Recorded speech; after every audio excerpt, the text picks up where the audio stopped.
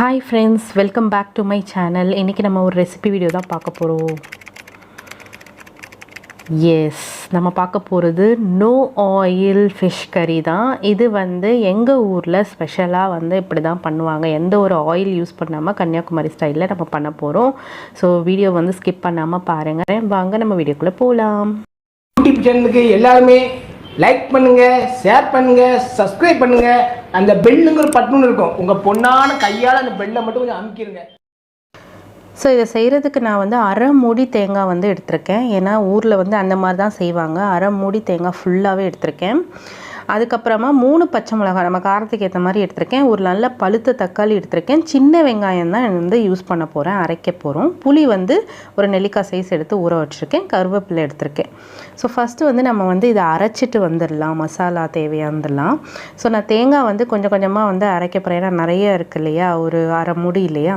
So அதனால் கொஞ்சம் கொஞ்சமாக நம்ம அரைக்கலாம். ஸோ அதுக்கு வந்து தேவையான அளவுக்கு நான் வந்து கொஞ்சமாக ஒரு டேபிள் ஸ்பூன் அளவுக்கு நான் வந்து சீரகம் வந்து சேர்த்துக்கிறேன்.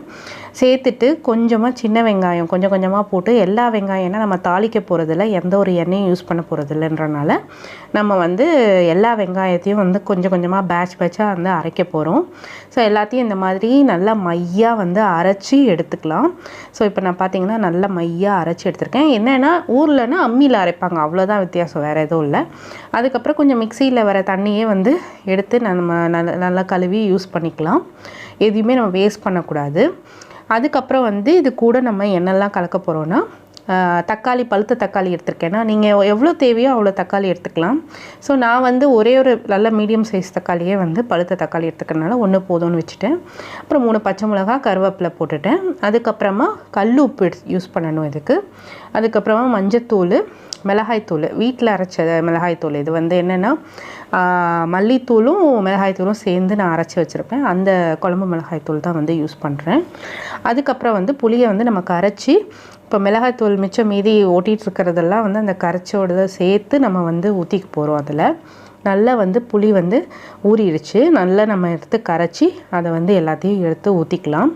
ஸோ இப்போ ஊற்றினதுக்கப்புறம் பார்த்திங்கன்னா நல்லா வந்து அதை நல்லா கலந்து விட்டுக்கலாம். நம்ம கையாலேயே வந்து மசிச்சு வந்து கலந்துக்கணும். நம்ம நல்லா கையை நல்லா வாஷ் பண்ணிவிட்டு நீங்கள் வந்து இந்த ப்ரொசீஜர் பண்ணுங்கள்.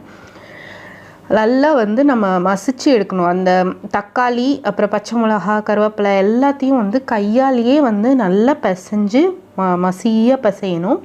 அப்போ வந்து அந்த சாறை எல்லாமே நல்லா வந்து ஈக்குவலாக வந்து இறங்கிடும்.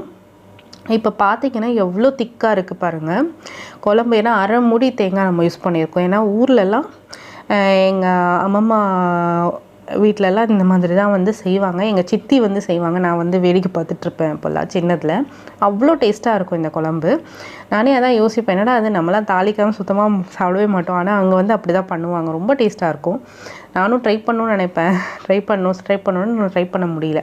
இப்போ தேவையான அளவுக்கு தண்ணி ஊற்றி நம்ம வந்து கொதிக்க விட்டுடலாம். அது ஒரு பக்கம் கொதிக்கட்டும். நான் வந்து இன்றைக்கி என்ன மீன் எடுத்திருக்கேன்னா சாலை மீன் தான் எடுத்திருக்கேன். மத்தி கிடையாது, இது கவலைன்னு சொல்லுவாங்க இல்லையா, அந்த மீன் எடுத்திருக்கேன். கொஞ்சம் வறுவலுக்கும் கொஞ்சம் இதுக்கும் போட்டிருக்கேன். இப்போ நம்ம குழம்பு வந்து நல்லா கொதித்து கொஞ்சம் வந்து வற்றணும். ஓகேங்களா, நம்ம வச்சுருக்கிற எவ்வளோ தண்ணி வச்சுருந்தோமோ அதுலேருந்து கொஞ்சம் வற்றணும். அப்போ தான் வந்து மசாலா நல்லா வெந்திருக்குன்னு அர்த்தம். ஏன்னா நம்ம ஆயில் எதுவுமே வதக்க போகிறதில்ல, அதுக்கப்புறம் எதுவும் செய்ய போகிறதில்லன்றனால நல்லா வந்து கொதிக்க விட்டு நம்ம வற்ற வச்சுட்டு அதுக்கப்புறமா தான் மீன் வந்து போடணும்.